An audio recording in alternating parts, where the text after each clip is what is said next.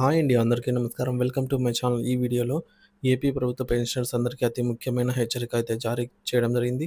మరి పూర్తి వివరాలేంటో వీడియోలో తెలుసుకుందాము. వీడియో అయితే ఎక్కడ గాని స్కిప్ చేయకుండా ఎండ్ వరకు చూసేయండి. అప్పుడే ఇన్ఫర్మేషన్ పూర్తిగా అర్థమవుతుంది. అలాగే వీడియో చూస్తున్న ప్రతి ఒక్కరు వీడియోకైతే లైక్ చేయండి ఫ్రెండ్స్. ఈ వీడియోని ఇంతోటి పెన్షనర్ మిత్రులతో అయితే షేర్ చేయండి. కొత్తగా మన ఛానల్ చూస్తున్నవారు ఇంకా ఎవరైనా సబ్స్క్రైబ్ చేసుకోకుంటే వెంటనే మన ఛానల్‌ని సబ్స్క్రైబ్ చేసుకోండి. దీని ద్వారా నేను చేసే లేటెస్ట్ వీడియోస్ అన్నీ మీ వరకు రీచ్ అవుతాయి. ఇక ఆలస్యం చేయకుండా వివరాల్లోకైతే వెళ్ళిపోదాము. ఫ్రెండ్స్ ఇక విషయానికొచ్చినట్లయితే ప్రభుత్వ ఉద్యోగం నుంచి పదవీ విరమణ చేసిన ప్రతి ఒక్కరికి అత్యంత ముఖ్యమైన విలువైన పత్రం పెన్షన్ పేమెంట్ ఆర్డర్ పీపీఓ అంటాము. సర్వీస్‌లో ఉన్న వారికి సర్వీస్ రిజిస్టర్ ఎస్ఆర్ ఎంత కీలకమో రిటైర్ అయిన వారికి పీపీఓ అంతకంటే ముఖ్యం. ఇది కేవలం ఒక కాగితం కాదు. మీ జీవితాంతం మీకు మీ తర్వాత మీ కుటుంబానికి ఆర్థిక భద్రతను అందించే అధికారిక ఉత్తర్వు. ఈ డాక్యుమెంట్ ప్రాముఖ్యత, దానిని భద్రపరచుకోవాల్సిన విధానము, అందులోని వివరాలు సరిచూసుకోవాల్సిన ఆవశ్యకత గురించి ప్రతి పెన్షనర్ తప్పనిసరిగా తెలుసుకోవాలి. సో, పెన్షనర్లారా మీ యొక్క పీపీఓ మీ ఆర్థిక భవిష్యత్తుకు ఆధారము. ఈ ఈ వివరాలు తెలుసుకోకపోతే ఇబ్బందులైతే తప్పవు. మీ పెన్షన్ పేమెంట్ ఆర్డర్ గురించి పూర్తి స్థాయి గైడ్ అయితే ఇక్కడ చూద్దాము. పీపీఓ అంటే ఏమిటి? అది మీ చేతికి ఎలా వస్తుంది?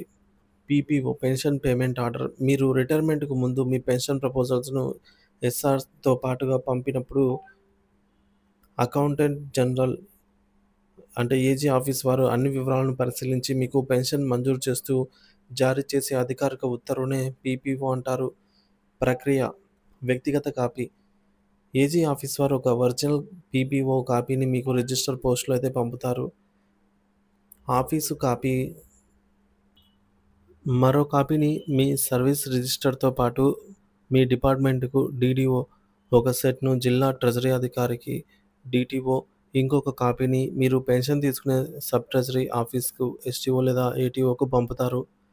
ఎండార్స్‌మెంట్ మీరు పెన్షన్ తీసుకునే ట్రెజరీ ఆఫీస్‌లో మీ పర్సనల్ కాపీని వారి వద్ద ఉన్న కాపీతో సరిచూసి దానిపై ఎండార్స్‌మెంట్ రాసి మీకు తిరిగిస్తారు. ఈ కాపీని మీరు భద్రంగా దాచుకోవాలి. రెండవది పీపీఓను ఒక రిజిస్టర్‌గా ఎందుకు మార్చుకోవాలి అంటే, పీపీఓ ఇప్పుడు కేవలం ఒక పేజీలోనే వస్తున్న దానిని ఒక పూర్తి స్థాయి రిజిస్టర్ లేదా బౌండ్ బుక్‌గా అయితే మార్చుకోవడం ఎంతో మేలు. భవిష్యత్తులో అన్ని అవసరాలకు అయితే మీకు సహాయపడుతుంది. పీపీఓ మీ యొక్క పీపీఓ రిజిస్టర్ ఇలా తయారు చేసుకోవచ్చు ఫ్రెండ్స్. మొదట పేజీ వ్యక్తిగత వివరాలు. మీ పూర్తి పేరు, హోదా, రిటైర్ అయిన తేదీ, పే స్కేలు, పుట్టిన తేదీ, address, mobile number, Aadhaar number, pan number, blood group, bank ఖాతా వివరాలు వంటివి పూర్తి సమాచారాన్ని అందంగా రాసి గాని లేదా టైప్ చేసి గాని ఉంచండి. తర్వాత పీపీఓ భద్రత. మీ ఒరిజినల్ పీపీఓకి ముందు మరియు వెనుక దళసరి ప్లాస్టిక్ షీట్లు పెట్టండి. ఖాళీ పేజీలు. తర్వాత ఒక 10-15 తెల్ల కాగితాలను ఏ4 సైజు జత చేయండి. భవిష్యత్తులో పీఆర్సీ ఫిక్సేషన్, అలాగే క్వాంటమ్ ఆఫ్ పెన్షన్ వంటి వివరాలు ఇందులో నమోదు చేసుకోవచ్చు.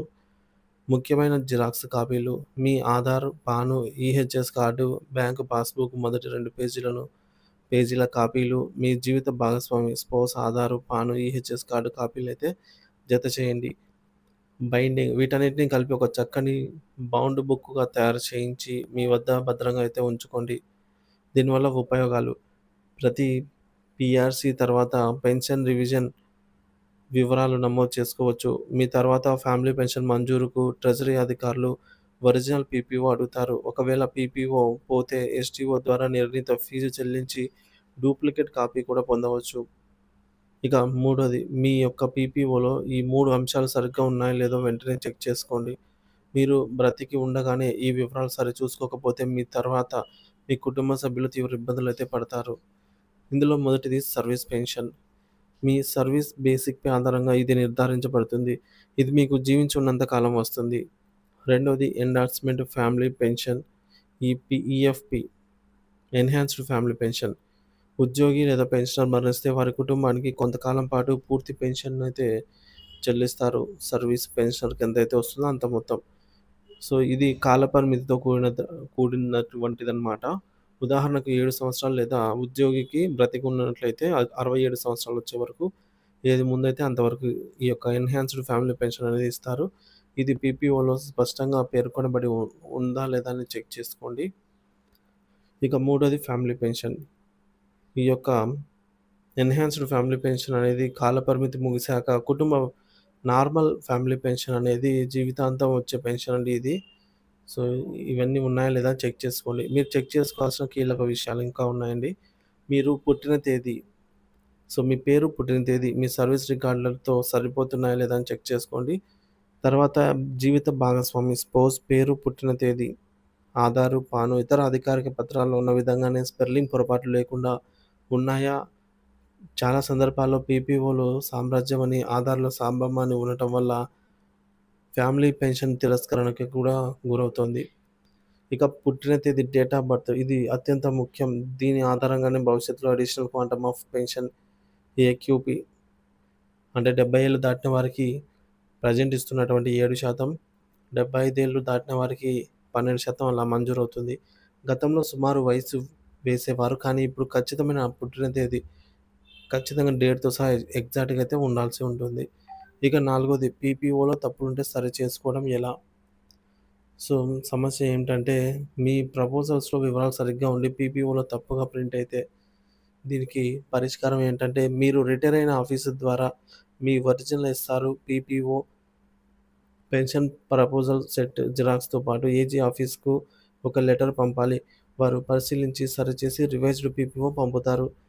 సమస్య 2, మీరు పంపిన ప్రపోజల్స్‌లోనే తప్పుగా రాసి ఉంటే పరిష్కారం మీ ఎస్ఆర్‌లో డీడీఓ ద్వారా ఫ్యామిలీ మెంబర్స్ వివరాలను సరిచేయించి సరైన డాక్యుమెంట్స్ అంటే ఆధార్, పాన్, టీసీ జతచేసి కొత్త డిస్క్రిప్టివ్ రోల్స్ 3 కాపీలు తయారు చేసి ఏజీ ఆఫీస్‌కి పంపాలి.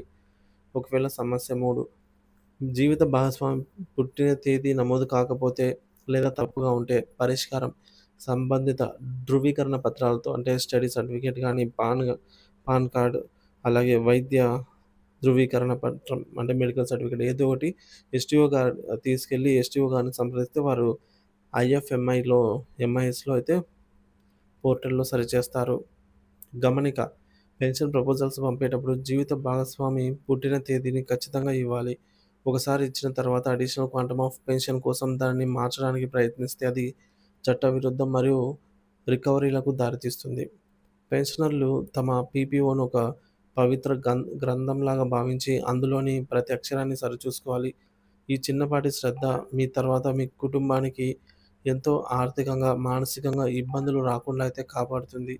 మీరు జీవించి ఉండగానే ఈ సర్దుబాట్లు చేసుకోవడం సులభం మరియు శ్రేయస్కరం కూడా. కాబట్టి మనం ఉండగానే మన ఫ్యామిలీ పెన్షనర్స్‌కి ఎటువంటి ఇబ్బందులు రాకుండా వారి పేరు, అలాగే వారి యొక్క డేట్ ఆఫ్ బర్త్ ఖచ్చితంగా ఉన్నాయా లేవా అనేది సరిచూసుకొని మన యొక్క పీపీఓలో ఉండేలాగా ఈ విధంగా పీపీఓనైతే అన్నిటికంటే ముఖ్యంగా భద్రపరచుకోవడం చాలా ముఖ్యం ఫ్రెండ్స్.